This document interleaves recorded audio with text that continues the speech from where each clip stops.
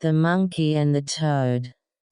Once upon a time, a monkey and a toad met in the mountains.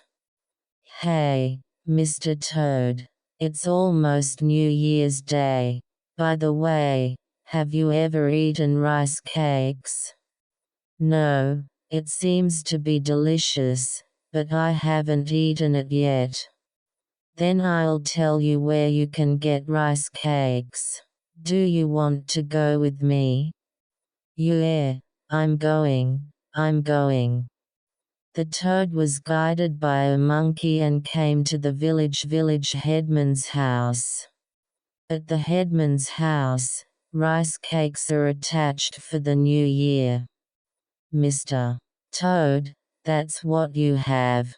I'll get it. So can the toad jump into the pond, to make as loud a sound as possible, with Dobbin. Okay, I got it. When the toad went to the pond, it jumped into the pond. Dobbin. Then, the headman who was on the rice cake. What is it? And I went to the pond. A monkey appeared there. Shime, I'll get you a rice cake. And, as it was thin, I ran away with the rice cake. The monkey who carried the rice cake to the mountain was taking a break, and after a while, a toad came. Oh, I'm scored. I almost got caught. That's very much, but thanks to you, it's just like this. The monkey showed me the white rice cake in the thin. Wow, rice cake looks delicious. Come on, Mr. Monkey.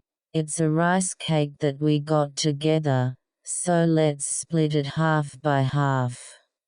Then the monkey shook his head and said, That's not interesting. In any case, either you or me, let's eat alone. Then I'll take it. No, you can't do that. Then, how do you decide? Well, then, let's do this. I'm going to roll the thin now, so the one who gets the rice cake first will eat all the rice cakes. I don't want to do that.